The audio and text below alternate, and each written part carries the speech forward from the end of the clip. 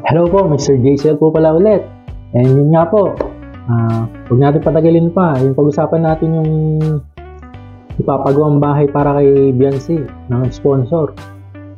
Then napapanood nga natin sa huling video ng EDC na kinausap ni Kalinga Prab sila Beyonce. Sinabi niya na may request yung sponsor na gustong ipagawang bahay sa kanila ay 2 palapag. So, eto na nga kaya ang pinakamalaking pabahay ng Kalingap. Ano sa tingin nyo? So, ano bang i-expect natin dito? So, sinabi na to ni Kalinga Prab. So, ibig sabihin nito, payag na si Kalinga Prab na gano'n ang ipapagawang bahay. And sabi na nga rin ni sponsor na yun ang gusto niya. And nagbigay na nga yung sponsor ng additional na 100,000 pesos. So, talagang gustong-gusto ng sponsor na second floor ang 2 palapag ang maging bahay nila Beyonce. Grabe rin talaga yung nadala ng love team ng Kalingap Edo at ni Beyonce sa buhay ni Beyonce dahil dumami yung blessing, no? Talagang sunod-sunod yung blessing na natanggap niya. And meron pang itong sponsor na gusto siyang patayuan ng 2 palapag na bahay.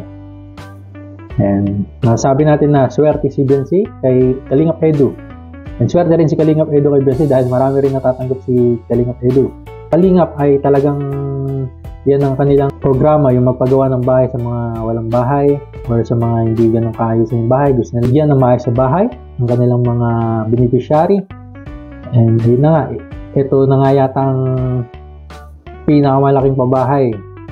Dahil makikita naman natin tapos na yung bahay ni Carla and malaki rin yung pabahay na yon. Pero itong pabahay na gagawin kay Beyonce ay may 2 palapag.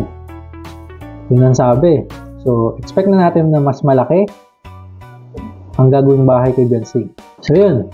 Kung di ka pa nakapag-subscribe sa aking channel, mag-subscribe ka na para updated ka sa mga susunod pang i-upload. Nga po pala ulit si Mr. JCL. Yun lang po. Thank you.